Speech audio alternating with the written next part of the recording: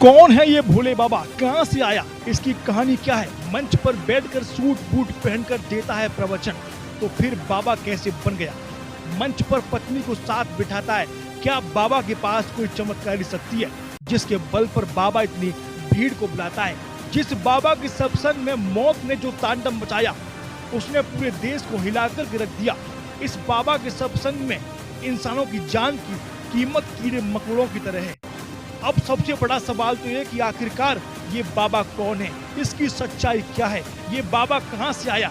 क्या इसके पास कोई ऐसी शक्ति है जिसके बल पर बाबा इतनी भीड़ को इकट्ठा करता है। आखिरकार हाथरस कांड की सच्चाई क्या है। हाथरस का वो सत्संग पांडाल जहां पर शमशान बन गया।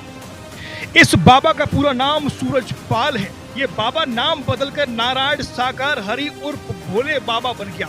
सवाल ये नहीं कि इसका नाम भोले बाबा है, सवाल तो यह है कि ये व्यक्ति राम रहीम और रामपाल की तरह पाखंडी कैसे बन बैठा।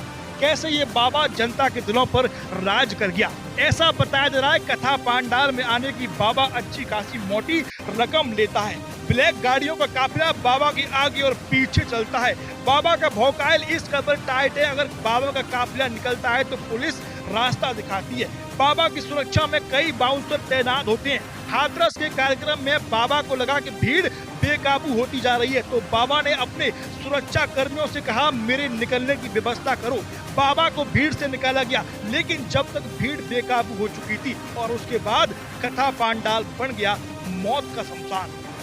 हाथरस कांड को लेकर के अब हम कुछ सवालों के जवाब ढूंढते हैं। यूपी का ये फर्जी बाबा पहले पुलिस की नौकरी करता था। पुलिस की नौकरी में ही गांव-गांव पहुंचकर के बाबा पूजा पाठ कराने लगा, छोटी मोटी कथा करने लगा और उसमें प्रवचन देने लगा। पूजा पाठ के साथ बाबा ने लोगों को भक्ति का पाठ भी पढ़ाया। हर जगह बाबा को सफलता मिलती रही। बाबा को पाखंड का ये खेल लगातार आगे बढ़ता रहा। बाबा को पाखंड के खेल में सफलता मिल गई और फिर बाबा की होने लगी जय जयकार। रामपाल और राम रहीम की तरह इस बाबा का कोई भी बैकग्राउंड बाबाओं वाला नहीं है। ये बाबा किसी भी मठ से नहीं है। इस बाबा को सनातन के बारे में कोई जानकारी नहीं है, लेकिन फिर भी अपने आप को भोले बाबा बताता है। यूपी का ये राम रहीम जब मंच पर जाता है तो कुछ पढ़ी पढ़ाई बातों को तोते की तरह बोलता है। इस बाबा के सत्संग में सबसे ज्यादा महिलाएं शामिल होती हैं और इस बाबा की बातों पर भरोसा करती हैं। फर्जी पुलिस वाले बाबा के पोस्टर पर लिखा होता है मानव धर्म सत्य था और सत्य रहेगा। अरे कौन सा मानव धर्म? लोगों में अंधविश्वास फैलाकर उनकी संपत्ति को डकार जाना कोई मानव धर्म नहीं होता है। इस बाबा के पास अपार संपत्ति हो चुकी है। आखिरकार इस बाबा पर इतनी संपत्ति कहां से आई? बाबा ने इतनी संपत्ति कैसे इकट्ठा कर ली? अब इसका हिसाब होगा। इस घटना को लेकर के सीएम योगी के आदेश पर अधिकारियों की स्पेशल टीम बनाई गई है, जो पाखंडी बाबा की कुंडली को जमीन खोद कर भी निकाल लेगी।